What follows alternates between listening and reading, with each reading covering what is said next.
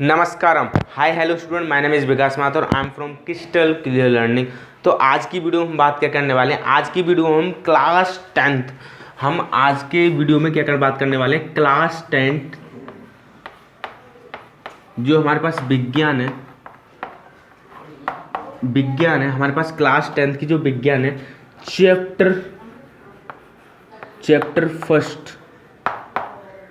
Chapter first जिसका नाम है रासायनिक अभिक्रियाएं।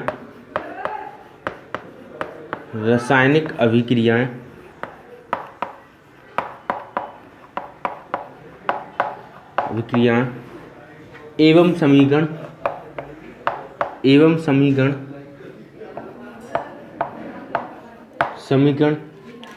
का रिवीजन करने वाले हैं। क्या करने वाले हैं? रिवीजन करने वाले हैं।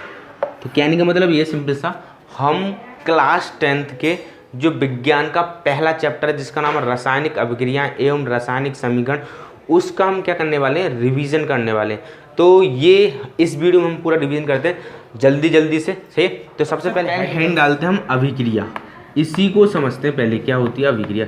थोड़ा हम फास्ट करेंगे क्योंकि ये रिवीजन है। सही है। अभिक्रिया जिसको हम इंग्लिश में क्या बोलते हैं? रिएक्शन भी बोलते हैं। क्या बोलते हैं? रिएक्शन भी बोलते हैं। अच्छा, अब देखो तुम्हारे हिसाब से रिएक्शंस क्या होती हैं? सिंपल सा, जैसे कि मान के चलो मेरे पास क्या है, दो पदार्थ हैं। अगर दो पदार्थ है मेरे पास और दो पदार्थ मैंने क्या कर दिया? कंबाइन कर दिए, और कंबाइन करने के बाद एक नया पदार्थ बनता है, उससे हम क्या कहते हैं? अभिक्रिया कहते हैं। जैसे कि मान के चलो मेरे पास कोई अभिक्रिया मतलब कोई पदार्थ ए है प्लस पदार्थ कोई दूसरा अनदर पदार्थ, अगर ये क्या करता है? डिफरेंट ही पदार्थ निकाल देता है, तो उसको हम क्या बोल सकते हैं? अभिक्रिया। क्या बोल सकते हैं? अभिक्रिया। अब जैसे कि फॉर एग्जाम्पल समझो, जैसे कि मान के चलो मेरे पास क्या है, यहाँ पर मैंने ली सी। क्या ली? सी। सी मतलब कार्बन, प्लस मैंने क्या ले लिया? O2 मतलब ऑक्सीजन।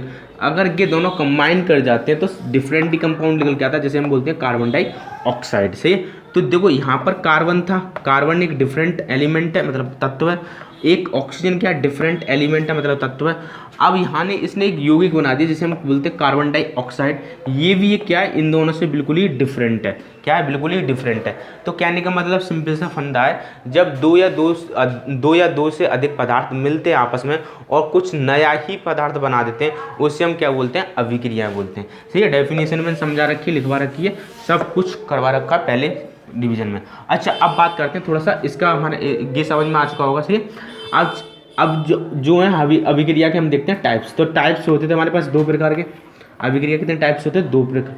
कौन कौन से? एक तो होती थी हमारे पास नाभिकीय अभिक्रिया। कौन सी अभिक्रिया? नाभिकीय। से दूसरी कौन सी होती थी हमारे पास? रासायनिक। कौन सी? रासायनिक अभिक्रिया। सही।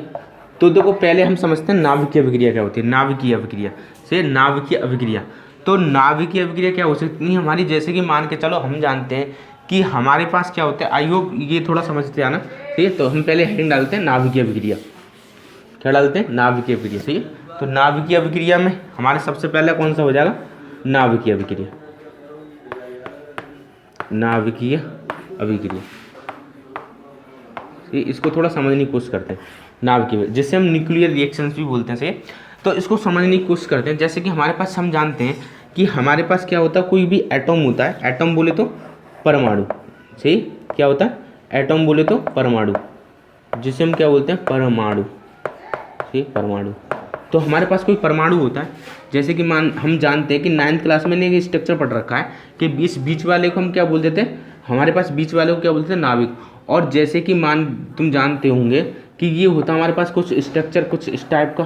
तो यहाँ पर जो होते हैं हमारे पास क्या घूमते रहते हैं? इलेक्ट्रॉन्स घूमते रहते हैं, ऐसे कुछ ऐसे कर, मतलब ये 3D में बनाया। वैसे आपके टीचर शायद ऐसे बनाते होंगे, मैंने ये 3D में बना दिया। सही। तो कुछ एटम दो तरीका से हो सकता है, ये 3D में हमारा। सही। इंटरनेट पे आपने ऐसे देखा होगा। ये हमारे पास 2D है। 2D मतलब बोलते हैं 2 डायरेक्शन, 3D मतलब 3 डायरेक्शन। जैसे कि मान के चलो इसमें क्या होता है? 3D का समझो एग्जाम्पल, जैसे 3D का मतलब समझो, 3D मतलब होता है यहाँ पे, जैसे कि ये हमारे पास क्या होता है? वाई, ये हमारे पास क्या होता है? जेड, और ये क्या होता है हमारे पास? एक्स।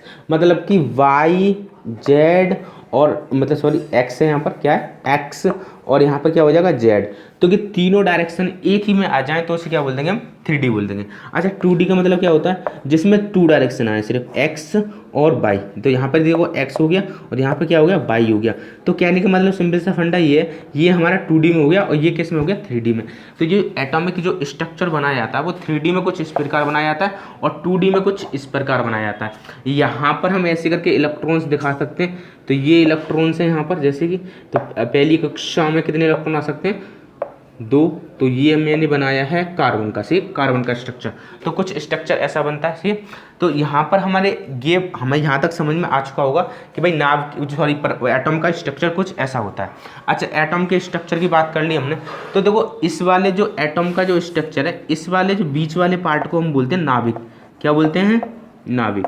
तो नाभिक बोलते हैं। तो सिंपल सा फंडा, इसको इंग्लिश में बोलते हैं न्यूक्लियस। क्या बोलते हैं? न्यूक्लियस। तो देखो जैसे कि कोई भी अभिक्रिया है, क्या कोई भी अभिक्रिया है, अगर उसमें नाभिक भाग ले रहा है, कौन भाग ले रहा है? नाभिक भाग ले रहा है। तो इस प्रकार की अभिक्रिया को हम क्या बोल देंगे? नाभिकीय अभिक्रिया। क्या बोलेंगे? नाभिकीय अभिक्रिया। जैसे कि एग्जाम्पल समझो तुम, सबसे बेस्ट एग्जाम्पल होता है, जैसे कि इसको आप रफ कर दे रहा हूँ, मतलब उतार लेना या नोट्स कर लेना, ठीक। अच्छा अब बात करते हैं थोड़ा सा अलग ही कौन सा, जैसे कि मान के चलो हमारे पास क्या होता है एग्जाम्पल, इसका एग्जाम्पल बताओ। तो एग्जाम्पल के लिए हम ले लेते हैं सबसे बेस्ट। देखो एक तुमने आइसोटॉप्स पढ़ रहे होंगे। आइसोटॉप्स मतलब होता है समस्थानिक। क्या होता है? समस्थानिक। जैसे कि मान के चलो हमारे पास क्या होते हैं, जैसे कि आइसोटॉप्स। क्या होते हैं? आइसोटॉप्स जिन्हें हम क्या बोलते हैं? समस्थानिक भी बोलते हैं। तो जैसे कि मान के चलो हमारे पास क्या होता है, आइसोटॉप्स का मतलब क्या होता है, जिन्हें हम क्या बोलते हैं? समस्थानिक भी बोलते हैं। जैसे कि मान के चलो हमारे पास क्या है, जैसे कि मान के चलो हमारे पास एक जैसे कि परमाणु है, जैसे कि हाइड्रोजन है। क्या है? हाइड्रोजन। तो हाइड्रोजन के जो है वो 3 समस्थानिक हो सकते हैं। कितने? 3 समस्थानिक हो सकते हैं। कहने का मतलब सिंपल सा ये है कि हमारे पास एक परमाणु होता है, अगर परमाणु का क्या हो, मतलब परमाणु संख्या तो क्या हो, सेम हो, लेकिन परमाणु क्रमांक क्या हो, डिफरेंट हो।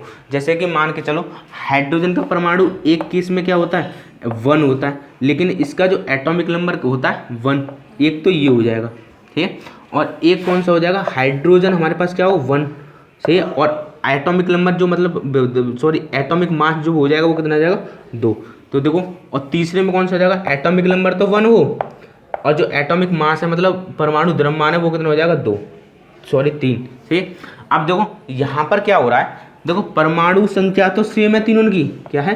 परमाणु संख्या तो 3 है, लेकिन जो परमाणु द्रव्यमान है वो क्या है, डिफरेंट है। तो कहने का मतलब है समस्थानिक की जो डेफिनेशन है वो क्या बन जाएगी, इसको हम लिख ले रहे हैं समस्थानिक, ठीक। समस्थानिक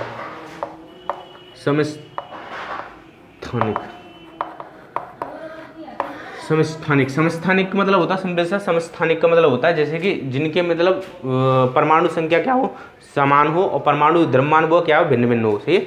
अच्छा अब बात करते हैं थोड़ी सी, हमें यहाँ तक समझ में आ गई होगी, सही है, यहाँ तक समझ में आ चुका होगा। आगे बढ़ते हैं थोड़ा सा, ये यहाँ तक क्लियर हो चुका होगा। अच्छा आगे थोड़ा समझते हैं कि समस्थानिक का मतलब समझ में आ चुका है। एग्जाम्पल के लिए हम जो एग्जाम्पल लिखने वाले हैं उसमें की जरूरत। अच्छा अब एक्स का एग्जाम्पल लिख लेते हैं। एग्जाम्पल क्या हो जाएगा, एक हाइड्रोजन का हम पहला वाला ले लेते हैं, सिंगल वाला, जिसका एटॉमिक नंबर कितना हो जाएगा 2, प्लस इसको हम जोड़ देंगे किससे, हाइड्रोजन 1 और इसको जोड़ देंगे हम 3 से, ठीक है। लास्ट के जो 2 होते हैं वो ले लिए मैंने। अब इनको मैंने क्या कर दिया, रिएक्ट कर दिया। अब इनको रिएक्शन करने वाले क्या बना लेते हैं, हीलियम का जो एटॉमिक नंबर होता है वो कितना होता है, बहुत बढ़िया 2 होता है, सही है। अच्छा जैसे कि 1 और 1 कितने हो गए, 2 हो गए। अब देखो 2 और 3 कितने 5 होते हैं, लेकिन जो इसका हीलियम का जो एटॉमिक नंबर है वो कितना होता है 4, ठीक है। एक न्यूट्रॉन निकल जाता है जिसे हम बोलते हैं 0। अच्छा ये होती है हमारे पास एग्जाम्पल नाभिकीय अभिक्रिया का, किसका, नाभिकीय अभिक्रिया का। तो नाभिकीय अभिक्रिया का एग्जाम्पल ये होता है जैसे कि आपने देखा, ठीक है। तो इसमें एक्चुअल में हो क्या रहा था, देखो इसमें एक्चुअल में क्या हो रहा था कि हमारे पास एक परमाणु होता है, क्या है, एक परमाणु है जो कि हमारे पास जैसे कि हाइड्रोजन का एक परमाणु है, इसमें क्या हो रहा है, एक परमाणु ये है हमारे पास, क्या है, एक परमाणु ये है हमारे पास, एक परमाणु ये 2 परमाणु कंबाइन होकर एक डिफरेंट ही नया परमाणु बना रहा है। एक क्या बना रहा है, अलग ही कंपाउंड, मतलब एक अलग ही परमाणु बना रहे हैं, जैसे कि आपने देखा, सही है। तो कहने का मतलब ये है इसमें इस दो परमाणु मिलकर क्या बनाते हैं, एक नया, ये नया है, क्या है, नया। नया बोले तो मतलब बिल्कुल ही नया, जैसे कि हीलियम का परमाणु। तो हाइड्रोजन ने मिलकर क्या बना दिया, हीलियम का परमाणु बना दिया। तो आई होप यहाँ तक अब नाभिकीय अभिक्रिया में आपको समझ में आ चुका होगा कि नाभिकीय अभिक्रिया क्या होती थी, सही है। इसके एग्जाम्पल भी हमें समझ में आ चुका है। अच्छा, अब दूसरे टाइप की बात करते हैं। दूसरा टाइप है हमारा, क्या हो सकता है, हमारा दूसरा टाइप क्या हो सकता है, अभिक्रिया। क्या हो सकता है, रासायनिक अभिक्रिया, जो कि हमारे सिलेबस में है। सही, ये जो नाभिकीय अभिक्रिया मैंने जो बताई अभी तुम्हें, वो हमारे सिलेबस में नहीं है, सही है, वो हमारे नॉलेज के लिए पढ़ा दी जाती है। तो रासायनिक अभिक्रिया, तो रासायनिक अभिक्रिया को थोड़ा डिटेल में समझते हैं, क्या होती है क्या ना होती है, ये जो हमारे सिलेबस में भी है, सही है, रासायनिक अभिक्रिया, जिसे हम इंग्लिश में क्या बोलते हैं भाई, केमिकल रिएक्शन। उसको हम न्यूक्लियर रिएक्शन बोल देते हैं, इसको क्या बोलते हैं हम, केमिकल रिएक्शन। देखो केमिकल रिएक्शंस में क्या होता है, एक्चुअल में इसमें होता क्या है कि इसमें जो हमारे पास क्या होता है, परमाणु होता है, कोई भी क्या होता है, परमाणु होता है। और जो परमाणु होता है हमारे पास, जो परमाणु होता है, जो परमाणु के जो बाहर के जो इलेक्ट्रॉन्स होते हैं, क्या होते हैं, इलेक्ट्रॉन्स होते हैं, वो पार्टिसिपेट करते हैं किसमें, रिएक्शंस में। किसमें, रिएक्शंस में। जैसे कि मान के चलो दो, हमारे पास दो परमाणु हैं, तो दो परमाणु हैं, तो उनके जो हमारे पास क्या होंगे, दो परमाणु के जो हमारे पास इलेक्ट्रॉन्स होंगे, वो हमारे साथ क्या करेंगे, कॉम्बिनेशन करेंगे, और एक अलग ही प्रकार का क्या बना देंगे, यौगिक बना देंगे। क्या बना देंगे, यौगिक। कहने का मतलब ये सिंपल सा, यहाँ पर ये कोई भी मतलब एक हमारे पास क्या होता है, कोई भी मतलब दो एलिमेंट तत्व हो सकते हैं, कंपाउंड हो सकते हैं, कुछ भी हो सकते हैं। अब यहाँ पर ये जो हमारे पास मतलब दो प्रकार के डिफरेंट जो परमाणु होंगे, जैसे कि माने चलो ये जो H2 है, क्या H2O। तो H2O में क्या है, ये वाला जो H है वो क्या है, एक तत्व ही तो है, सही है। और ये भी जान लो ऑक्सीजन भी, वो भी क्या एक तत्व है। और तत्व की मतलब ये इसका स्ट्रक्चर कुछ परमाणु की तरह तो बनेगा। तो कहने का मतलब ये जो यौगिक होते हैं वो हमारे पास परमाणु से तो मिलकर बने होते हैं। संसार की हर वस्तु किससे मिलकर बनी होती है, परमाणु से मिलकर बनी होती है। तो जो परमाणु के क्या होते हैं, और जो बाहर के जो इलेक्ट्रॉन्स होते हैं, क्या होते हैं, बाहर के जो इलेक्ट्रॉन्स होते हैं, वो हमारे पास क्या लेते हैं, पार्टिसिपेट करते हैं, जो बाहर पाए जाते हैं इलेक्ट्रॉन्स। जैसे कि इसमें क्या है, ये वाले इलेक्ट्रॉन्स हैं, सही। जो बाहर की कक्षा में इलेक्ट्रॉन होते हैं, ये हमारे पास क्या होती हैं, कक्षाएं होती हैं, जिसमें इलेक्ट्रॉन क्या होते रहते हैं, ऐसे करके रिजॉल्व करते हैं। जैसे कि मतलब प्लानिट होता है, जैसे जैसे हम सोलर सिस्टम बोलते हैं, ठीक है। तो वो सौर मंडल होता है, ऐसी तरह के, यहाँ पे बीच में क्या होता था, उसमें सन होता था, सही, सन होता था। और बीच और पास क्या घूमते थे, प्लैनेट्स घूमते थे, ग्रह घूमते रहते थे। तो यहाँ पर क्या होता है, ऐसे करके घूमते रहते हैं। तो उसी को हम जैसे कि यहाँ पर क्या होते हैं, प्लैनेट्स के ऊपर क्या घूमते हैं, इलेक्ट्रॉन्स घूमते हैं। और यहाँ पर जो प्लस में होता है वो उसको क्या बोलते हैं, सन, मतलब एक न्यूक्लियस बोल देते हैं, जैसे हम नाभिक भी कहते हैं। अच्छा, अब नेक्स्ट समझते हैं थोड़ा सा आगे, थोड़ा सा, सही है, एग्जाम्पल समझ लेते हैं थोड़ा सा इसका। क्या समझ लेते हैं, एग्जाम्पल क्या हो सकता है इसका, सिंपल सा हम सबसे फेमस वाला एग्जांपल लेते हैं। कौन सा, देखो अभी मैंने समझाया था स्टार्टिंग में हमने एक एग्जांपल लिया था C+O2 = CO2। तो उसको ही थोड़ा देख लेते हैं। देखो C+O2, तो C+ मतलब कार्बन, ऑक्सीजन, इसका कंबाइन होकर क्या बना देगा, ये CO2 बना देगा। क्या बना देगा, CO2। देखो यहाँ पर एक्चुअल में हो क्या रहा है, देखो यहाँ पर दो प्रकार के डिफरेंट हमारे पास क्या बनना है, यौगिक मिलकर क्या बना रहे हैं। यहाँ पे एक तत्व ये, तो दो मतलब अलग प्रकार के एक अलग ही नया ही तत्व बना रहे हैं। तो यहाँ पर जो हुआ क्या एक्चुअल में, जैसे कि इस एग्जाम्पल के थ्रू समझने की कोशिश करना। जैसे कि कार्बन है हमारे पास, क्या है, कार्बन है। और कार्बन का जो हमारे पास क्या होता है, स्ट्रक्चर को समझ से बनाए, तो यहाँ पर क्या होता है, हमारे पास कुछ ऐसा सिस्टम स्ट्रक्चर होता है। अगर हम कार्बन की स्ट्रक्चर की बात करें, तो देखो यहाँ पर क्या है, ऑक्सीजन है। तो ऑक्सीजन का कुछ स्ट्रक्चर कुछ ऐसा होता है, उसकी जो ये वाली जो कक्षा होती है, उसमें कितने इलेक्ट्रॉन्स होते हैं हमारे पास, 2, सही है। और बाहर की जो हमारे पास क्या होते हैं, इसमें कितने होंगे, देखो इसका एटॉमिक नंबर कितना होता है, 8 ही तो होता है एटॉमिक नंबर। तो 8 मतलब 2 इंटू कितना हो जाएगा, 2 इंटू 6। तो लास्ट की कक्षा में कितने इलेक्ट्रॉन बचे हमारे पास, 6। तो 6 बचे, तो 1 मतलब 2 तो हो गए, 3 4 5 6, तो 6 इलेक्ट्रॉन हो गए। तो कहने का मतलब ये सिंपल सा, यहाँ पर क्या होगा, ये वाला हमारे पास कार्बन का स्ट्रक्चर है, सही है। तो ये क्या करेंगे, जो हमारे पास जो बॉन्ड बनेगा, तो यहाँ पर एक और बना देना हम ऑक्सीजन का, किसका, ऑक्सीजन का।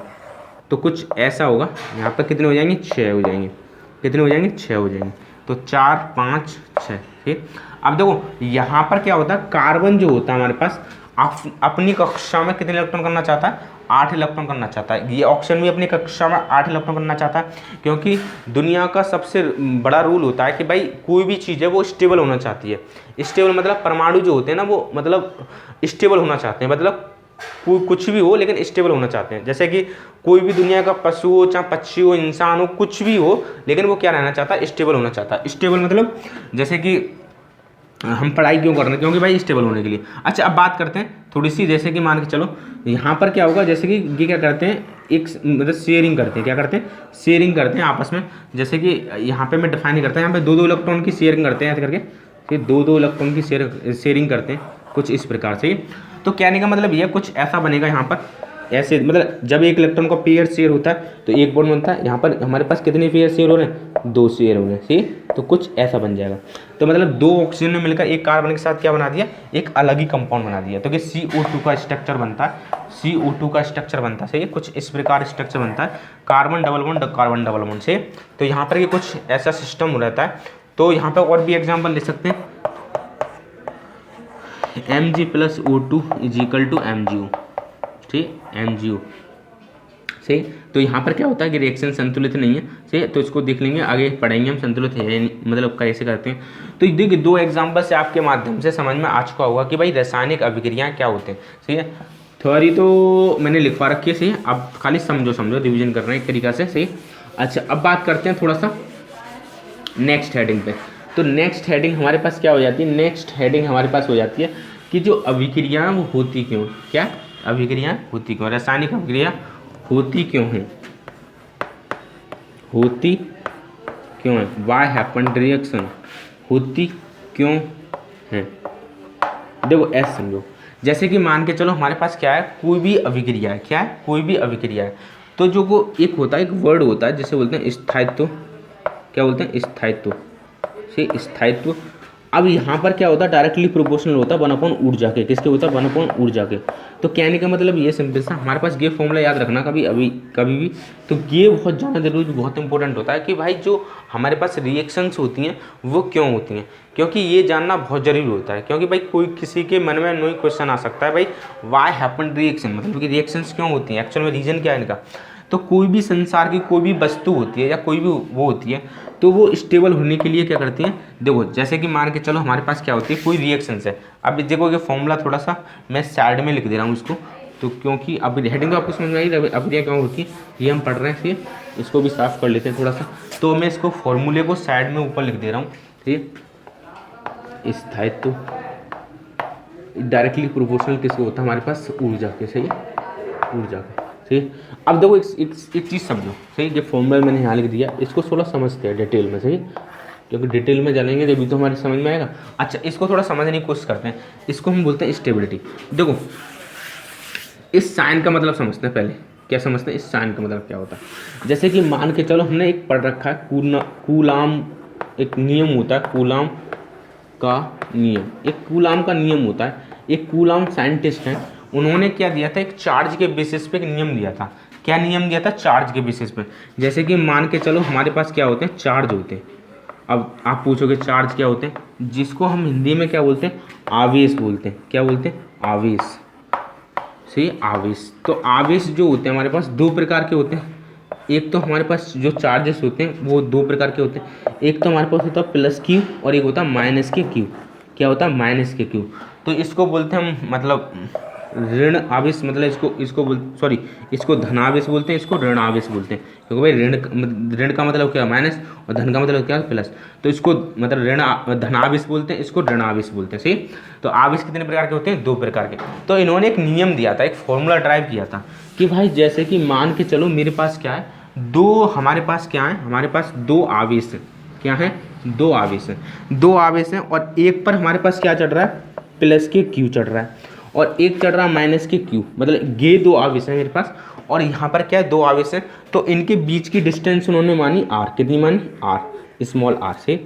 तो उन्होंने एक फॉर्मूला ड्राइव किया था इससे। तो फॉर्मूला क्या था, तो F डायरेक्टली प्रोपोर्शनल है किसके, डायरेक्टली प्रोपोर्शनल हो जाएगा। यहाँ पर जो कुछ इनका वो भी तो होगा, जैसे कि डायरेक्टली प्रोपोर्शनल किसके हो जाएंगे, Q1 × Q2, किसके इक्वल हो जाएगा, Q1 इंटू Q2। देखो एक बात समझो, इसका मतलब क्या है, जैसे कि मतलब कि जैसे कि इनके बीच की जो जैसे कि Q1 और Q2 है, Q1 और Q2 है, और इन्होंने ये तो हो गया। और दूसरी जो इक्वेशन बताई थी कि भाई जो F इजिकल टू होगा किसके होगा, F is equal to anti proportional होगा किसके, किसके होगा, आर स्क्वायर के। सही, तो इन्होंने दो इक्वेशन दी थी, इन दोनों इक्वेशन से मिलकर एक फॉर्मूला बना था जिसे हम बोलते हैं कूलाम्स फॉर्मूला। क्या बोल सकते हैं, कूलाम्स सूत्र।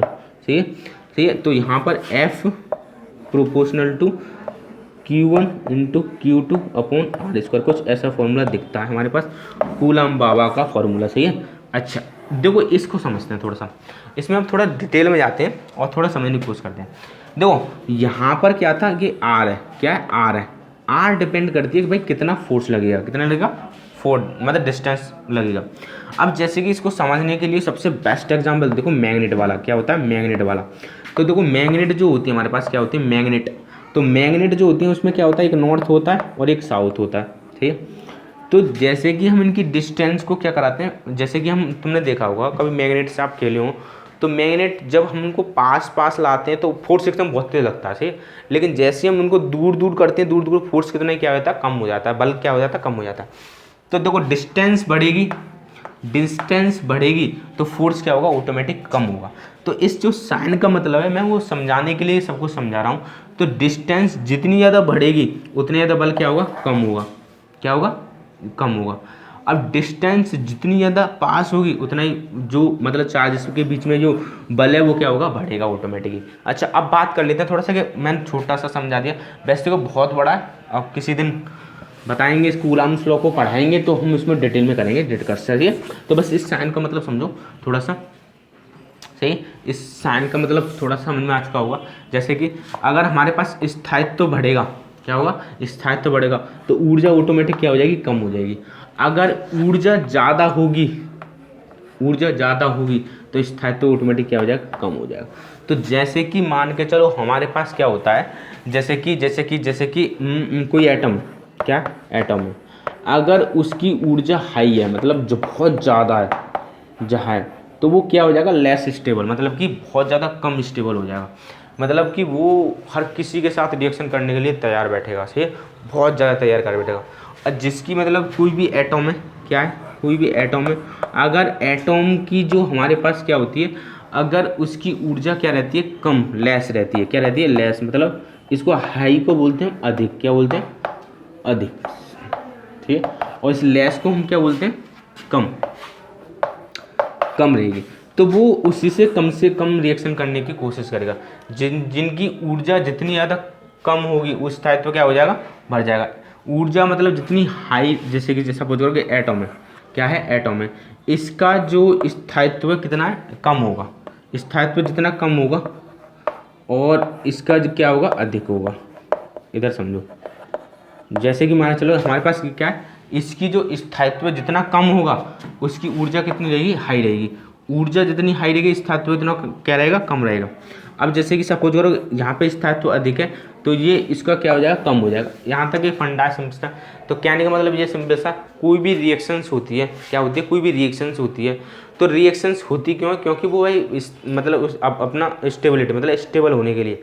जैसे कि मान के चलो हम कोई भी काम करते हैं, कोई भी मतलब जैसे कोई मतलब कोई आदमी है, वो पैसा क्यों कमाता है, कि भाई इसलिए कमाता है क्योंकि भाई वो अपनी लाइफ में स्टेबल हो सके, अपना घर खरीद सके, अपना मतलब गाड़ी खरीद सके, अपनी जो रोजी रोटी है मतलब दाल रोटी है अपना खा सके। तो ये इसलिए हमारे पास वो पैसा कमाता है क्योंकि भाई वो स्टेबल रह सके दुनिया में से।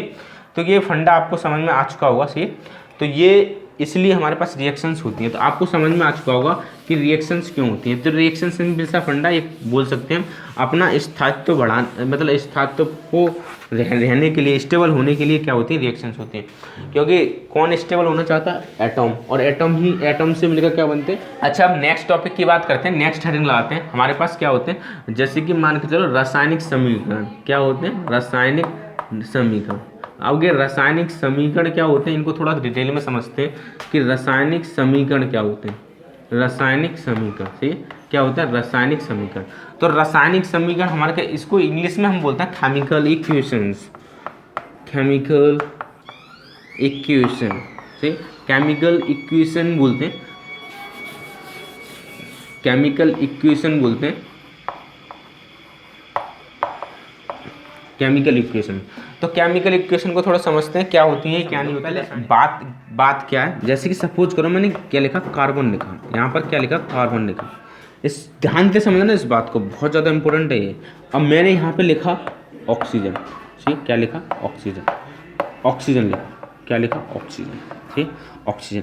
Carbon plus oxygen is equal to, ये हमारा जो निकालता है वो निकालता है कार्बन, कार्बन डाई ऑक्साइड, क्या निकालता है, कार्बन डाई ऑक्साइड, सिंपल सा, ठीक है, कार्बन डाई ऑक्साइड, ठीक। एक बात समझो, मुझे इसको लिखने में कितना वक्त लगा, मतलब इसको शब्दों में लिखने में कितना वक्त लगा, बहुत ज़्यादा वक्त लगा, मतलब बहुत अधिक वक्त लिया।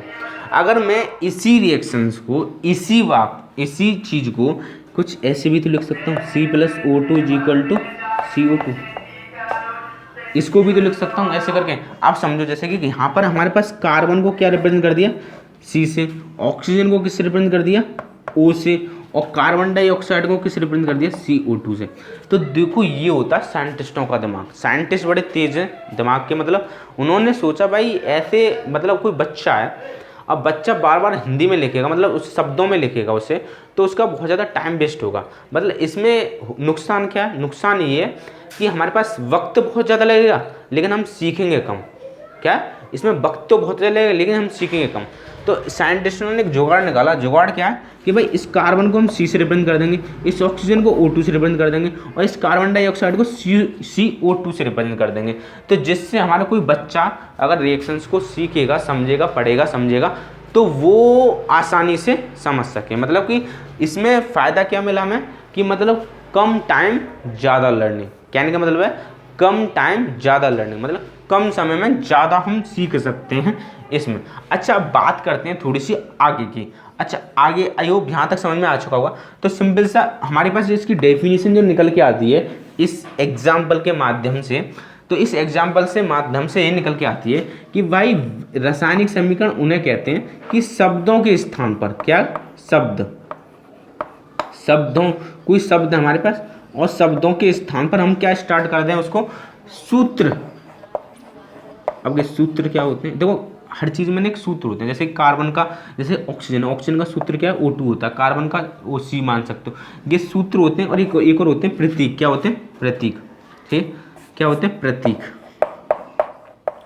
प्रतीक से, प्रतीक भी होते हैं हमारे पास और एक सूत्र भी होते हैं। प्रतीक मतलब जैसे कि मैंने कार्बन को रिप्रेजेंट C से रिप्रेजेंट किया, ऑक्सीजन को O2 से, तो ये हमारे पास सूत्र मतलब CO2 हो गया, सही। अच्छा, ये हमारे पास डेफिनेशन आपको समझ में आ चुकी होगी कि भाई डेफिनेशन क्या होती है। डेफिनेशन सिंपल सा फंडा ये होती है कि हमारे पास कोई भी अभिक्रिया है, क्या है, कोई भी अभिक्रिया है, अगर मैं क्या कर रहा हूँ, शब्दों के स्थान पर क्या कर रहा हूँ, सूत्र या प्रतीक का इस्तेमाल कर रहा हूँ, तो उसे हम रासायनिक समीकरण कहते हैं, सही। अब हम बात करते हैं इसके पार्ट्स की, मतलब इसमें पार्ट्स कितने होते हैं। पार्ट्स हमारे पास दो प्रकार के होते हैं। इसमें जो इसके भाग हैं, मतलब जो किससे मिलकर बना होता है, जैसे कि भाई पदार्थ है, क्या है, पदार्थ। तो पदार्थ हमने जान रखा भाई 9th क्लास में किससे मिलकर बना होता है, बहुत बढ़िया, एटॉम से। किससे, एटॉम से, सही, जिसे हम परमाणु भी कहते हैं। अच्छा, ये में इसमें जो एटॉम होता है वो दो प्रकार से मिलकर बना होता है। कौन कौन से हैं भैया, तो सिंपल सा, एक तो होता है हमारे पास अभिकारक, क्या बोलते हैं, अभिकारक, और दूसरा जो पार्ट होता है जिसे हम क्या बोलते हैं, उत्पाद, क्या बोलते हैं, उत्पाद, सही है, उत्पाद। अच्छा, इसको हम बोलते हैं इंग्लिश में रिएक्टेंट, और इसको बोलते हैं प्रोडक्ट। दो पार्ट होते हैं हमारे, अभिकारक और उत्पाद। अब इनको थोड़ा समझने की कोशिश करते हैं भाई, अभिकारक क्या होते हैं और उत्पाद क्या होते हैं, अभिकारक क्या होते हैं और उत्पाद क्या होते हैं, ठीक है। तो नेक्स्ट हेडिंग लगाते हैं हम अभिकारक। क्या लगाते हैं, अभिकारक, अभिकारक से। अभिकारक को थोड़ा समझने की कोशिश करते हैं। चलो साथ में उत्पाद भी कर सकते हैं। चलो इसमें ऐसे करते हैं, दोनों को एक साथ समझ लेते हैं, ठीक, अच्छा रहेगा। उत्पाद, दोनों की हेडिंग लगा लेते हैं, अभिकारक और उत्पाद। जैसे कि मान के चलो मेरे पास क्या है, C+O2 है, क्या है, C+O2 है, और इजिकल टू क्या निकला, CO2। आप सोच रहे होंगे एक ही एग्जाम्पल उठा लेते हैं। अब दो एक ही एग्जाम्पल तरीके, थोड़ा हमारा इजी एग्जाम्पल है इसलिए मैं इसको बार बार उठा लेता हूँ। ठीक, अब जैसे कि मान के चलो हमारे पास क्या है, C+O2 = CO2 है। अब यहाँ पर क्या होता है, देखो इस वाले पार्ट को, इस वाले पार्ट को, इस वाले पार्ट को, अब ये जो पार्ट होगा वो होता है हमारा अभिकारक। क्या होता है, अभिकारक। क्या होता है, अभिकारक। मैं भी समझाऊंगा पहले भी। और इस वाले पार्ट को हम क्या बोलते हैं, उत्पाद। क्या बोलते हैं, उत्पाद, जिसे हम इंग्लिश में क्या बोलते हैं, प्रोडक्ट भी कहते हैं। अच्छा एक बात समझो, जैसे कि यहाँ पर तुम्हारे पास एक एरो दिख रहा होगा, क्या दिख रहा होगा, एरो। एरो कुछ इस प्रकार का, इसको हम एरो बोलते हैं। तो देखो इस पूंछ वाली साइड को सदैव ध्यान रखो, क्या बोलेंगे हम, क्या बोलेंगे, सदैव पूंछ वाली साइड को अभिकारक। क्या बोलेंगे, अभिकारक। तो ऐसे भी समझ सकते हो, इस पूंछ वाली साइड को, इस वाली जो मुंह वाले साइड है, इसका जो मुंह है, ये वाला, ये जो एरो का मुंह होता है, वो उस वाली साइड को हम सदैव क्या बोलेंगे पता है, उत्पाद। क्या बोलेंगे, उत्पाद। अब सर डेफिनेशन बताओ। तो डेफिनेशन क्या होगी, उत्पाद की डेफिनेशन, अभिकारक की डेफिनेशन क्या होगी, सिंपल सा, वह जो अभिक्रिया में भाग लेता है। क्या है, वह जो अभिक्रिया में भाग लेता है। आज समझ में नहीं आया, देखो ये हमारे पास कोई अभिक्रिया है, समझे, ये क्या है, अभिक्रिया है। अब इस अभिक्रिया में क्या ले रहा है, ये दोनों तो भाग ले रहे हैं, और यहाँ से जो भाग लेने के बाद बन क्या रहा है, वो क्या बनना है, CO2। तो कहने का मतलब ये, अभिकारक हम किनको बोलते हैं, जो अभिक्रिया में भाग लेते हैं, और उत्पाद हम किनको बोलेंगे, जो अभिक्रिया मतलब अभिक्रिया में जिनका निर्माण होता है। क्या होता है, निर्माण होता है। तो निर्माण किसका हो रहा है, CO2 का हो रहा है, और भाग कौन ले रहा है, C+O2। तो उत्पाद कौन बोलेंगे, जिन्हें अभिक्रिया में मतलब निर्माण होता है जिनका। आई होप यहाँ तक आपको समझ में आ चुका होगा अभिकारक क्या होते हैं और उत्पाद क्या होते हैं। ठीक, अच्छा हम नेक्स्ट साइड डालते हैं, रासायनिक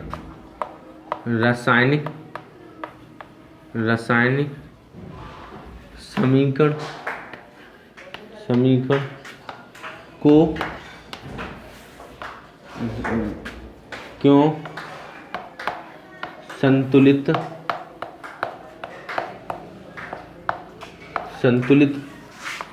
करते हैं। सिंपल सा फंडा, हम क्या पढ़ेंगे इसमें, जो हमारे पास क्या होता है, रासायनिक अभिक्रिया को क्यों संतुलित करते हैं। क्या करते हैं, क्यों संतुलित करते हैं। तो इसका थोड़ा मतलब समझते हैं थोड़ा क्या होता है। जैसे कि मान के चलो हमारे पास ना एक 9th में हमने टॉपिक पढ़ा होगा, क्लास 9th में एक टॉपिक पढ़ा है जिसको हम बोलते हैं द्रव्यमान का संरक्षण का नियम। द्रव्यमान का संरक्षण का नियम दिया था एंटोन लुईविए। तो ये जो एंटोन लुईविए थे, उन्होंने बोला था कि भाई कोई भी रासायनिक अभिक्रिया है, ना तो हम उसमें द्रव्यमान का कुछ निर्माण कर सकते हैं, ना ही उसका नष्ट कर सकते हैं। तो कहने का मतलब ऐसा नहीं हो सकता कि मारा जादू बन गया परमाणु। कहने का मतलब सिंपल सा फंडा यही है कि हम कोई जादू से या मतलब अपनी दिमाग की शक्ति से, या कैसे जो मूवी में दिखाया जाता है कि वहाँ पर कुछ भी हो जाता है। सही है, मूवी मतलब बोले तो फेक, मतलब कि एक तरीका से वहाँ कुछ भी हो सकता है, कुछ भी हो सकता है। सही है, तो कुछ भी हो सकता है, मूवी बोले तो कुछ भी। ठीक है, अब यहाँ पर एक बात समझो, तुम एक ध्यान से समझो। तो यहाँ पर क्या होता है, जैसे कि मैंने एग्जाम्पल लिया, चलो आप बोलेंगे यार मैं वो एग्जाम्पल बाबा ले लेते हो सर। तो यहाँ पर क्या होते हैं, दूसरा एग्जाम्पल लेते हैं। दूसरा एग्जाम्पल क्या हो सकता है, तो एग्जाम्पल देखो ऐसा समझो, H2 हमारे पास एक H2 है प्लस O2 है।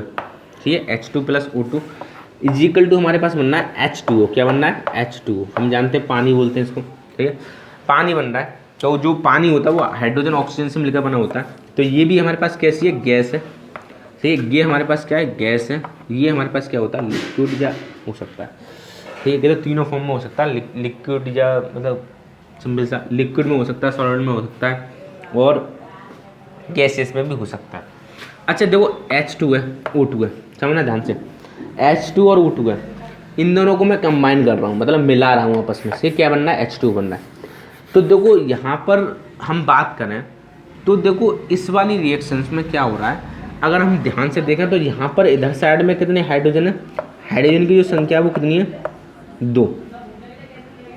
अब मैं किसकी बात कर रहा हूँ, जैसे कि हम एक टेबल से बना रहे हैं ना, उससे थोड़ा अच्छा रहेगा। तो यहाँ पर जैसे कि यहाँ पर हम अभिकारक डाल रहे हैं, अभिकारक, और यहाँ पर डाल रहे हैं उत्पाद। उत्पाद, ठीक है। तो उत्पाद में जो होती है हमारे पास हाइड्रोजन की जो संख्या है, यहाँ पर हम एलिमेंट के तत्व के नाम डाल देंगे, सही है, तत्व से। अब देखो इधर देखो, यहाँ पर तत्व हमारे पास हाइड्रोजन है, और हाइड्रोजन हमारे पास क्या है, कितना है हाइड्रोजन भाई, इसमें अभिकारक में कितने, 2 हैं, ठीक है, अभिकारक में कितने, 2 है। एक उत्पाद में कितने, 2 हैं, बहुत बढ़िया, ठीक है, ये तो संतुलित है, कोई दिक्कत नहीं है। अच्छा अब मैं बात करता हूँ ऑक्सीजन की, तो ऑक्सीजन यहाँ पर कितने, 2 हैं, यहाँ पर 1 है, गड़बड़ हो गई। अब ये एक परमाणु गया तो गया कहाँ, द्रव्यमान का संरक्षण तो नियम ये कहता है कि भाई ना तो हम परमाणु को उत्पन्न कर सकते हैं ना ही नष्ट कर सकते हैं, तो क्या नष्ट कहाँ से हो गया, यहाँ तो भाई 2 परमाणु आने चाहिए थे, एक कहाँ भाग गया, सही है, तो वो एक भागा नहीं है, सही है, तो उस भागने वाले को मतलब उस भागने वाले को ही मतलब वापस लाने को ही हम क्या बोलते हैं, अभिक्रिया को संतुलित करना पड़ता है, सही है। मतलब कि हम ना तो उसमें ना तो हम अपनी तरफ से कुछ जोड़ सकते हैं ना ही घटा सकते हैं, सिर्फ हम तो फॉलो कर सकते हैं। इनका मतलब है द्रव्यमान का संरक्षण का नियम क्या कहता है उसको फॉलो कर सकते हैं सिर्फ, ठीक है। तो हमारे पास क्या था, H2 plus O2 is equal to क्या है, H2O बनना, ठीक है, इसको संतुलित करते हैं। तो हमारे पास ऑक्सीजन बिगड़ी हुई है, तो जैसे ही मैं ऑक्सीजन को यहाँ पर 2 करूँगा, क्या है, तो इसमें मैं क्या करता हूँ, 2 की मल्टीप्लाई कर देता हूँ, क्या कर देता हूँ, 2 की मल्टीप्लाई कर देता हूँ। तो इस 2 का मतलब है इस पूरे तत्व में मल्टीप्लाई हो रही है, यहाँ पर इस ब्रैकेट लगाए में समझो। तो जैसे कि मान के चलो हमारे पास क्या होता है, 2 है। अब इसका एग्जाम्पल समझ लेते हैं। देखो इस 2 का मतलब क्या है, जैसे कि 2 का मतलब क्या है, 2 है और H2O है, क्या है, 2H2O। तो कहने का मतलब ये जो है इसमें 2 की जो मल्टीप्लाई है वो यहाँ पर तो हो ही रही है ऑक्सीजन में, जैसे कि मतलब ऑक्सीजन में तो हो ही रही है, यहाँ पर 2 ऑक्सीजन है, देखो इसके साथ भी मल्टीप्लाई हो रही है 2 की, सही है ना, तो 2 दूनी कितने हो गए, 4, तो यहाँ पर जो 4 हाइड्रोजन है और 2 ऑक्सीजन है, ऐसे कुछ सिस्टम बनेगा। अगर तुम समझने में सिंपल फॉर्म में कोशिश करो तो इसका मतलब ये होता है, सही है। तो कहने का मतलब ये सिंपल सा, यहाँ पर हाइड्रोजन कितने हो गए, 4, ऑक्सीजन कितने हो गए, 2, यहाँ पर ये ऑक्सीजन तो संतुलित हो गई लेकिन ये हाइड्रोजन रहेगी, तो इस हाइड्रोजन को क्या करेंगे, संतुलित करने की कोशिश करेंगे। तो 2 दूनी 4, सही, कितना, 4, तो हमें 4 हाइड्रोजन यहाँ पर करनी है। तो यहाँ पे 4 हाइड्रोजन करने के लिए सिंपल सा हम क्या कर देंगे, 2 की मल्टीप्लाई, तो 2 दूआ 4, मतलब 2 दूनी 4 होते हैं, सिंपल सा। तो यहाँ पर हो गए हमारे पास 4, तो 4 हाइड्रोजन यहाँ पे हो गए, 4 हाइड्रोजन यहाँ पे हो गए, 2 ऑक्सीजन यहाँ पे हो गए, 2 ऑक्सीजन यहाँ पे हो गए। तो कहने का मतलब ये बैलेंस हो गई या नहीं हो गई, बैलेंस सिंपल सा। तो ऐसे करते हैं बैलेंस अभिक्रिया को किसी को, तो सिंपल सा, ना तो अब किसी परमाणु का अंत हुआ है ना किसी परमाणु का निर्माण हुआ है, ना तो इसमें कुछ घटा है ना कुछ बढ़ा है, ठीक है। इसने क्या किया है, द्रव्यमान के संरक्षण का नियम को क्या किया, फॉलो किया है, ठीक है। इसलिए हमें अभिक्रिया को क्या करना पड़ता है, संतुलित करना पड़ता है, क्या करना पड़ता है, संतुलित करना पड़ता है। तो आई होप आपको ये समझ में आ चुका होगा कि अभिक्रियाओं को संतुलित क्यों किया जाता है। तो वो क्यों किया जाता है, क्योंकि भाई द्रव्यमान का संरक्षण को नियम को हमें क्या करना पड़ता है, फॉलो करना पड़ता है। क्योंकि हम गेम, यदि गेम है कोई, क्या है, गेम है, अगर गेम्स के रूल्स को फॉलो नहीं करते हैं, गेम्स के रूल्स को फॉलो नहीं करेंगे तो गेम में क्या आएगा, आनंद नहीं आएगा ना, फिर मतलब हम गेम से निकाल दिए जाएंगे। अगर केमिस्ट्री में क्या है, यदि हम रूल्स को फॉलो नहीं करते हैं तो क्या होगा, केमिस्ट्री में गड़बड़। नेक्स्ट हम समझते हैं अभिक्रिया को संतुलित कैसे करते हैं। कोई भी रासायनिक हमारे पास अभिक्रिया है वो उसको संतुलित कैसे करेंगे, ये देखेंगे। अभिक्रिया को संतुलित कैसे करते हैं, संतुलित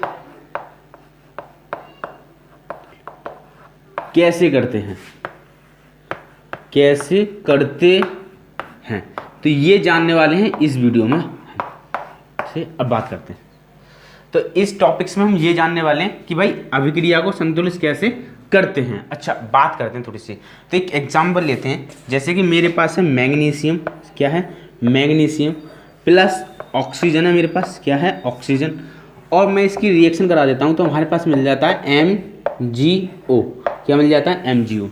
तो देखो MgO है तो इसको हम मैग्नीशियम बोलते हैं, इसका नाम क्या हो जाता है, मैग्नीशियम, और इसका नाम क्या होता है, ऑक्सीजन। कहने का मतलब ये सिंपल सा, कोई मेरे पास मैग्नीशियम रिबन है, क्या है, रिबन है, तो रिबन है, अब मैं क्या करा रहा हूँ, उसको जला रहा हूँ, क्या कर रहा हूँ, जला रहा हूँ इस तरीके से। तो किसी भी चीज़ को जलाने के लिए वी नीड टू ऑक्सीजन, मतलब हमें ऑक्सीजन की आवश्यकता होती है।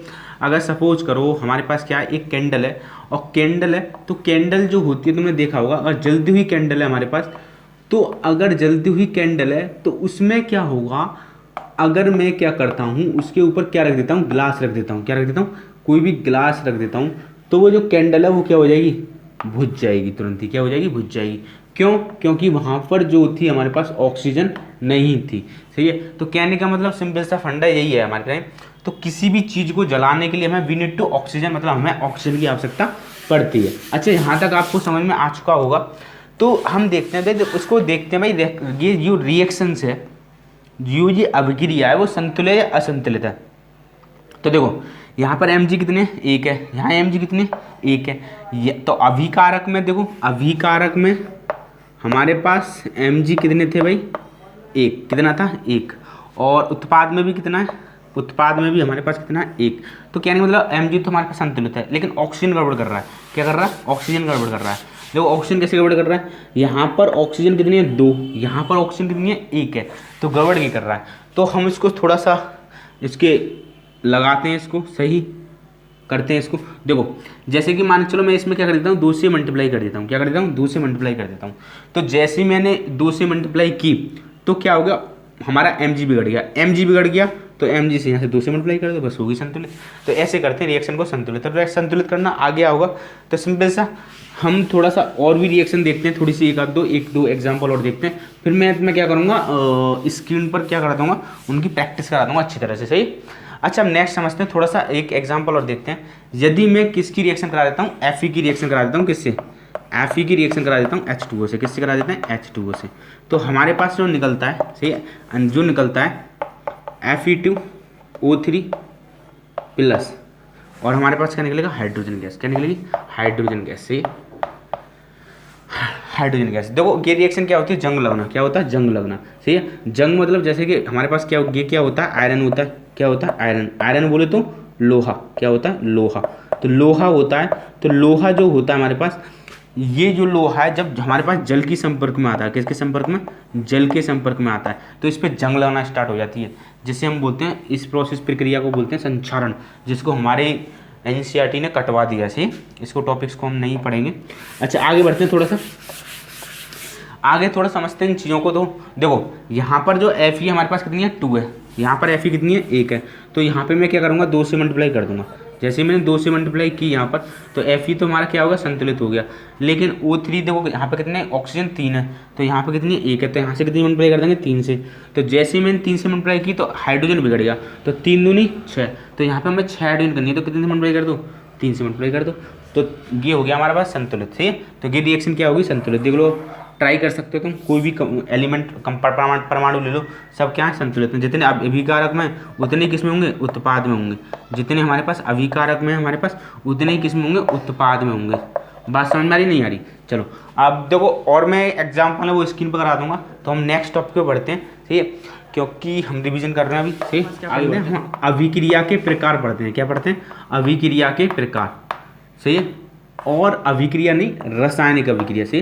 अब क्योंकि अभिक्रिया तो हमारे पास कितने प्रकार की होती है, 2 प्रकार की। से तो रासायनिक अभिक्रिया के प्रकार कौन सा टॉपिक है हमारा नेक्स्ट, रासायनिक अभिक्रिया के प्रकार। देखो इसमें जो प्रकार में हम पढ़ने वाले टाइप्स ऑफ रिएक्शन, इंग्लिश में बोल सकते हैं टाइप्स ऑफ केमिकल रिएक्शन।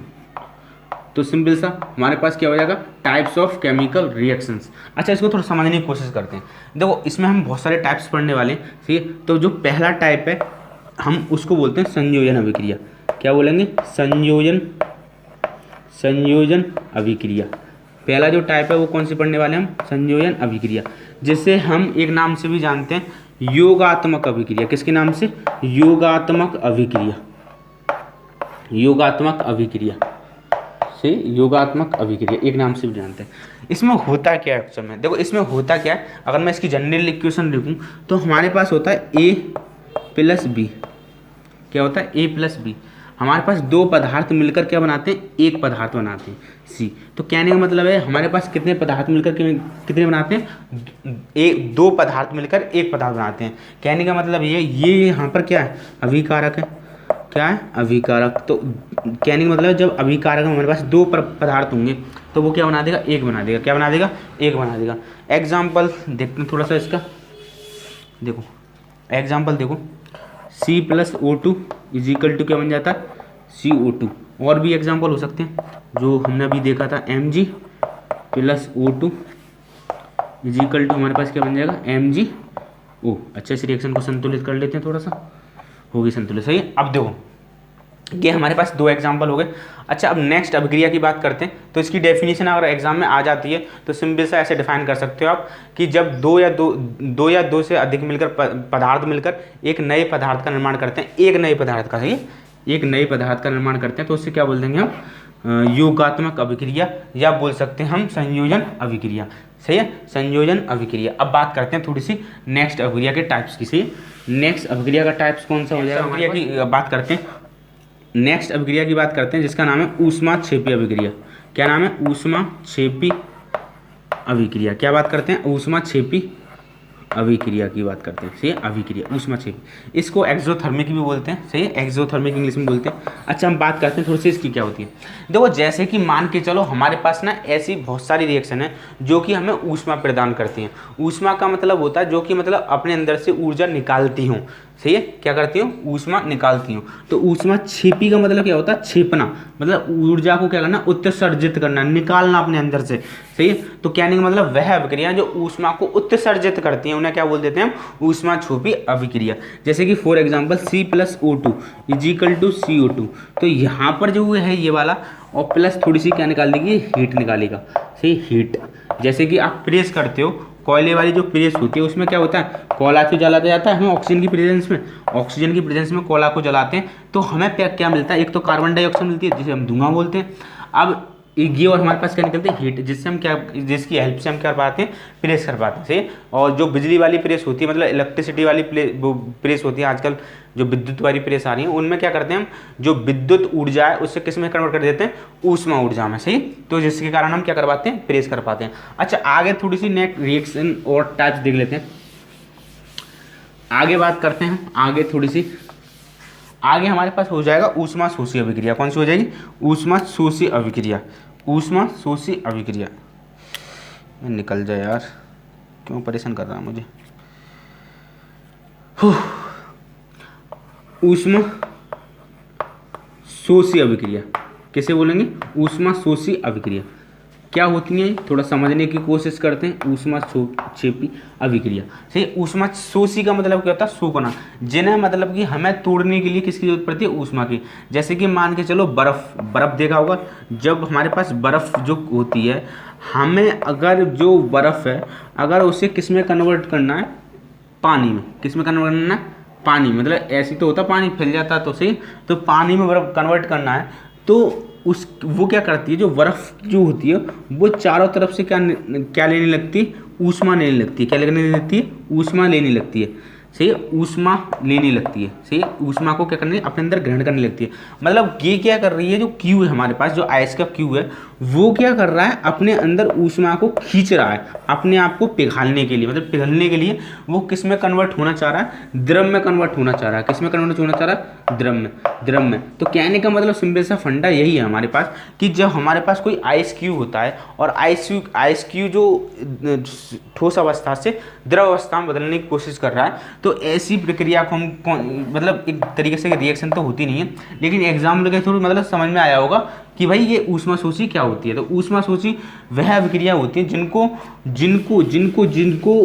मतलब कराने के लिए हमें किसकी जरूरत पड़ती है, ऊष्मा की जरूरत पड़ती है। किसकी जरूरत पड़ती है, ऊष्मा को, मतलब ऊष्मा को क्या करते हैं, शोषित करती है। एग्जाम्पल देखते हैं, PCl5। सही है, PCl5, थोड़ी सी अमाउंट में हमें थोड़ी सी हीट चाहिए होगी, तो हीट को हम किससे रिप्रेजेंट करते हैं, ऊष्मा को Q से करते हैं, पिसल। सही, तो इसमें क्या करता है, ये टूटने के लिए किस में टूट जाता है, PCl3 में। सही है, प्लस Cl2 में। देखो इधर देखो हुआ क्या एक्चुअल में, इसमें PCl5 से जिसका नाम होता हमारे पास फास्फोरस पेंटाक्लोराइड। फास्फोरस मतलब P, पेंटा मतलब 5 और क्लोराइड मतलब Cl। फास्फोरस पेंटाक्लोराइड को अगर मैं तोड़ना चाहता हूँ तो वी नीड टू हीट, मतलब हमें किसकी जरूरत पड़ेगी, थोड़ी सी ऊष्मा की जरूरत पड़ेगी, थोड़ी सी ऊर्जा की जरूरत पड़ेगी थी। अच्छा, जैसे कि हमें थोड़ी सी ऊष्मा दी इसको, तो किस में ब्रेक हो जाएगा, दूध में। ठीक, PCl3 में और PCl, इसका नाम क्या होगा बताना यार, ऊष्मा की जरूरत पड़ती है थोड़ी सी। अब इसका नाम क्या होगा, नाम इसका सिंपल सा फंडा यही होगा कि फास्फोरस ट्राई क्या हो जाएगा, फास्फोरस ट्राई क्लोराइड क्या हो जाएगा, फास्फोरस। इसका तो नाम जानते हैं सब, हर कोई जानता है, क्लोरीन होता है, सिंपल सा क्या होता है, क्लोरीन होता है, बच्चा बच्चा जानता है, क्लोरीन होता है। अच्छा अब बात करते हैं थोड़ी सी, ये हमारे पास ऊष्मा शोषी अभिक्रिया समझ में आज की होगी। अच्छा अब नेक्स्ट अभिक्रिया की बात करते हैं, जो कि हमारे पास कौन सी होती है, विस्थापन अभिक्रिया। कौन सी होती है, विस्थापन अभिक्रिया। कौन सी होती है, विस्थापन अभिक्रिया। तो विस्थापन अभिक्रिया क्या होती है समझते हैं थोड़ा सा क्या होती है विस्थापन अभिक्रिया। तो नेक्स्ट हेडिंग डालते हैं विस्थापन अभिक्रिया। क्या होती है, विस्थापन अभिक्रिया। सही, इसको एक अभिक्रिया के नाम से और जाना जाता है, प्रतिस्थापन। क्या होता है, प्रतिस्थापन।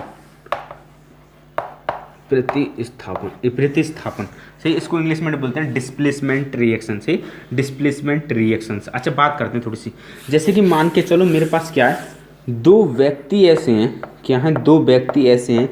एक तो हमारे पास दो हैं, कितने, दो व्यक्ति हैं। एक तो हमारे पास ये वाला व्यक्ति है, वो क्या है, मतलब इसमें जो पावर है वो क्या है, स्ट्रॉन्ग है, मतलब इसने बॉडी बना रखी है, एकदम जिम फिम में गया है।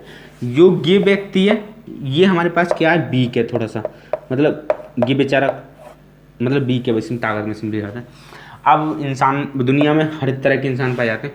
अब देखो स्ट्रॉन्ग वाला, जैसे कि सपोज करो ये एक दिन कहाँ गए, कहीं जा रहे हैं, दिल्ली गए सपोज करो, और दिल्ली जा रहे हैं, तो यहाँ पर दिल्ली जाने के लिए एक बस का सहारा लेते हैं। तो बस में जाने के लिए दोनों बैठे रहते हैं। अब क्या होता है, वीक वाले को सीट मिल जाती है, इसको सीट मिल जाती है। अच्छा, सीट मिल जाती है। अब क्या होता है, स्ट्रॉन्ग वाले को सीट नहीं मिल पाती है। तो स्ट्रॉन्ग वाला आदमी जो होता है वो क्या कहता है वीक वाले से, बेटा बहुत देर बैठ रही, उठो। ठीक, तो बेचारा के तो वीक है, कमजोर इंसान है, उठ के अपना चुपचाप चला गया। सही है, तो इसने क्या किया कि भाई स्ट्रॉन्ग आदमी ने इसकी किसकी सीट ले ली, वीक वाले की सीट ले ली। मतलब इसको क्या कर दिया, विस्थापित कर दिया। क्या कर दिया, विस्थापित कर दिया या प्रतिस्थापित कर दिया, मतलब इसको हटा दिया अपनी इसकी सीट से। ठीक है, तो ऐसी क्या होती है, कुछ रिएक्शंस होती हैं हमारे पास। इन आदमियों के एग्जाम्पल के थ्रू हम क्या समझते हैं, परमाणु के एग्जाम्पल। जैसे कि मैंने क्या किया, यहाँ पर एक H2SO4 लिया। सही, H2SO4 क्या होता है, एक अम्ल होता है जो कि प्रबल अम्ल होता है। मैंने क्या किया, इसकी रिएक्शन किससे कराई, हमारे पास जिंक से कराई। किससे, जिंक से। अब देखो अगर मैं कंपैरिजन करूं उस आदमियों की, तो जो स्ट्रॉन्ग वाला जो आदमी था वो था जिंक। कौन था, जिंक। और जो वीक वाला इंसान है वो कौन है, हाइड्रोजन।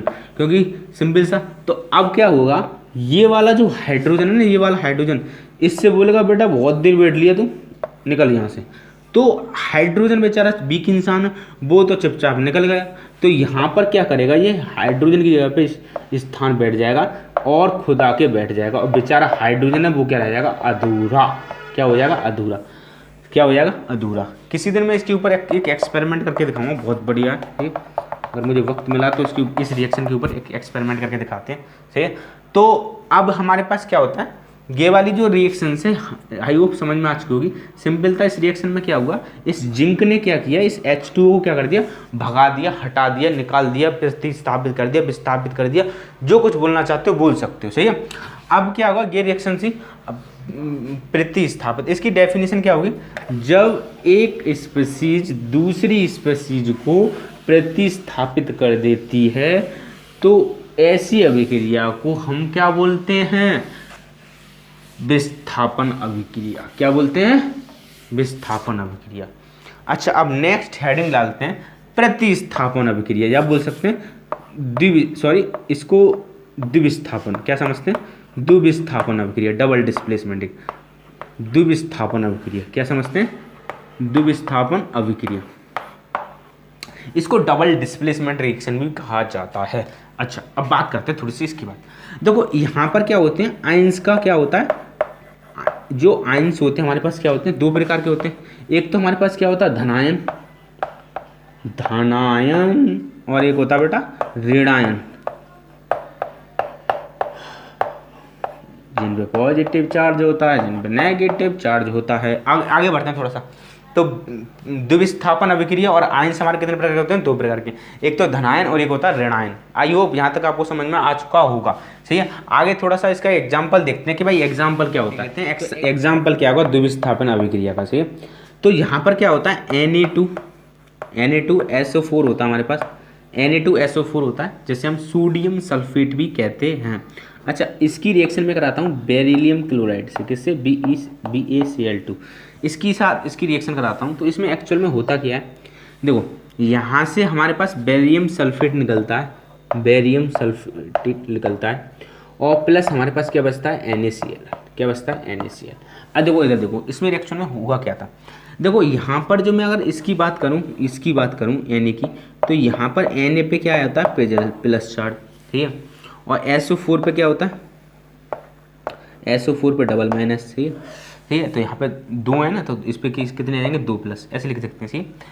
तो जब भी तो कंबाइन बैलेंस कर रहे हैं, यहाँ पे 2 प्लस है, जब 2 माइनस आ रहा है। अच्छा, यहाँ पर देखो बी ए हमारे पास कितना होता है, इस पे भी कितना होता है, 2 प्लस होता है, ठीक, और Cl यहाँ पे कितना 2 है, तो 2 प्लस आ जाएगा, ठीक।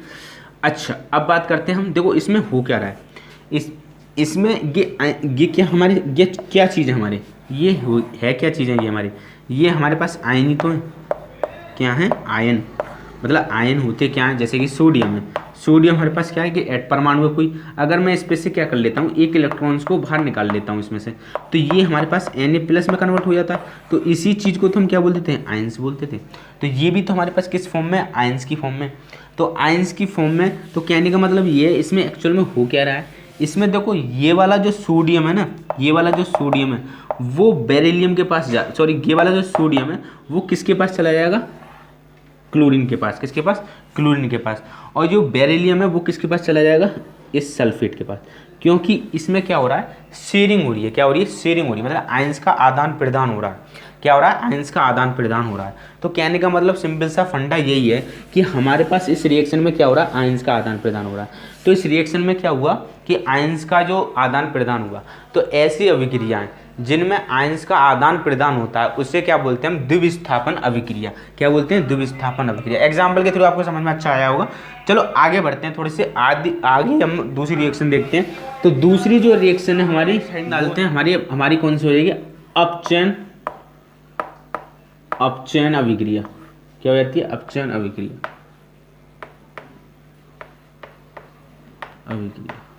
ठीक है, अपचयन अभिक्रिया।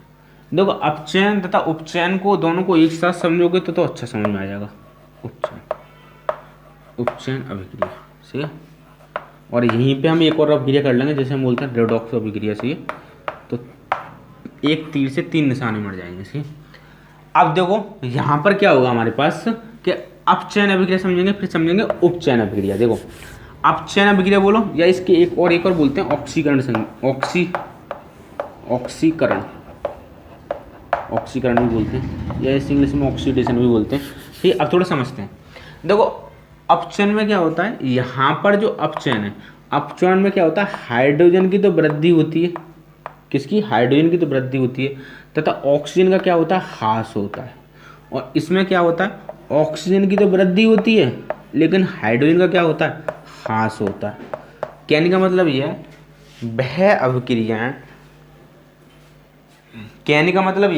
वह अभिक्रियाएं जिनमें हाइड्रोजन का तो क्या हो, वृद्धि हो, तथा ऑक्सीजन की क्या हो, ह्रास हो, तो ऐसी अभिक्रिया को क्या बोल देंगे हम, अपचयन अभिक्रिया। अच्छा, दूसरा कौन सा होता है हमारे पास, उपचयन। तो उपचयन में क्या होता है, उपचयन में ऑक्सीजन की तो वृद्धि होती है तथा हाइड्रोजन में क्या होता है, ह्रास होता है। आई होप यहाँ तक आपको समझ में आ चुका होगा।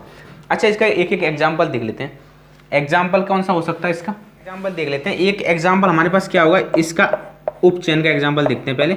उपचयन का एग्जाम्पल हमारे पास क्या हो सकता है, C+O2 = CO2, ये वाला हमारे पास क्या हो जाएगा, एक एग्जाम्पल हो जाएगा किसका, उपचयन का। उपचयन का मतलब यहाँ पर ऑक्सीजन की क्या होती है, वृद्धि क्या हो सकता है, जैसे कि मान के चलो हमारे पास क्या होता है, C2H हमारे पास हो जाएगा 4 H4, ठीक है, H4।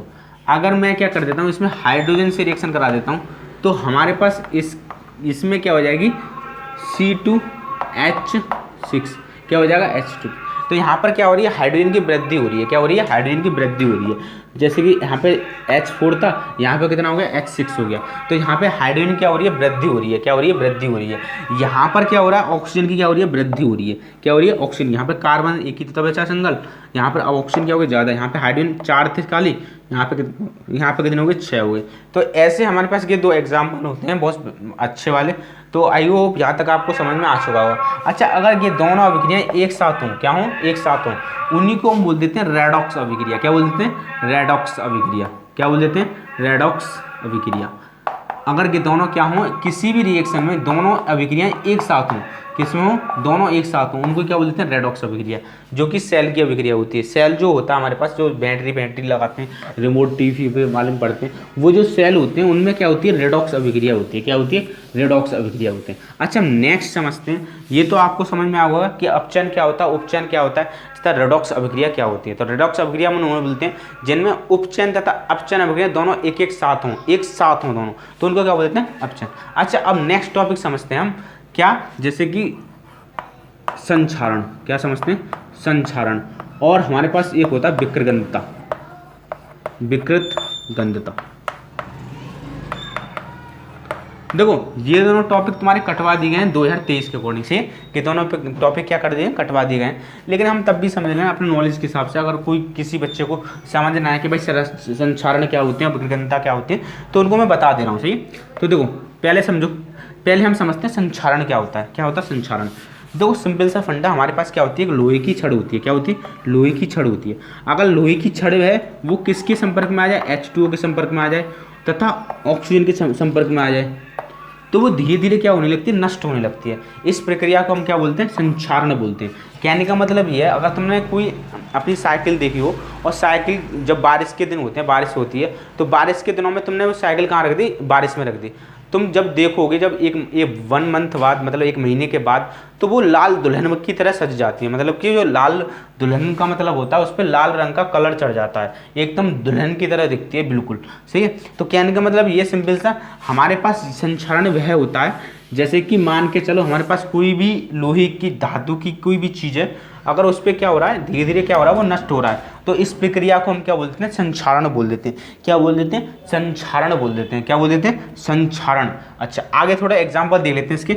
एग्जाम्पल क्या हो सकते हैं, हमारे पास सबसे बेस्ट है लोहे पर जंग लगना। किस पे, लोहे पर जंग लगना।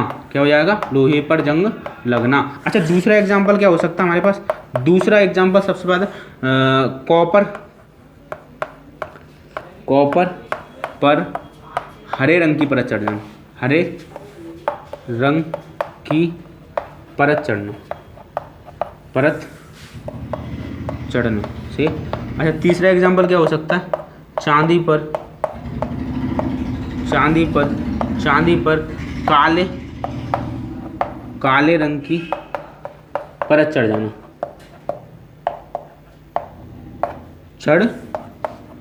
तो ये 3-4 एग्जाम्पल हैं, इनको थोड़ा देख लेना। अच्छा, नेक्स्ट करते हैं। नेक्स्ट समझते हैं विकृगंधता। क्या समझते हैं, विकृगंधता। तो विकृगंधता क्या होती है हमारे पास, क्या होती है, ये भी एक मतलब साक्षण का ही छोटा भैया है।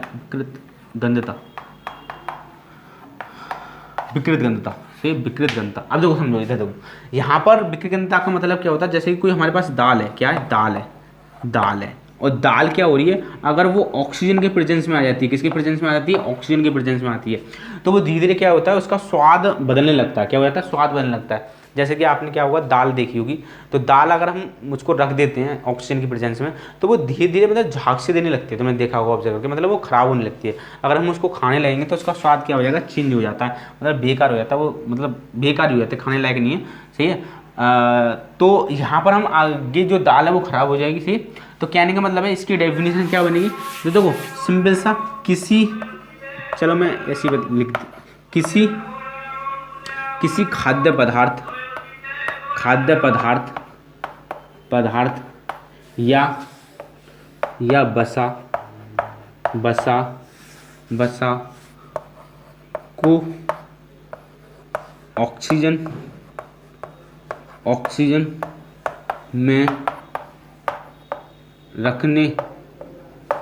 रखने पर वह धीरे धीरे खराब होने लगता है। धीरे धीरे खराब होने लगता है। तो कहने का मतलब सिंपल सा फंडा यही है हमारे पास, कि हमारे पास क्या होता है वो जो कोई भी हमारे खाद्य पदार्थ है, बसा मतलब ऐसे बोलते हैं जैसे कि कोई कोई जो फैट की चीज़ें होती हैं उनको बोलते हैं बसा। अच्छा, जैसे कि मान के चलो हमारे पास ये पूरा चैप्टर हमारे पास कंप्लीट हो चुका है। जो चैप्टर हमारे पास क्या था, फर्स्ट था, चैप्टर फर्स्ट हमारे पास हमने कर लिया है।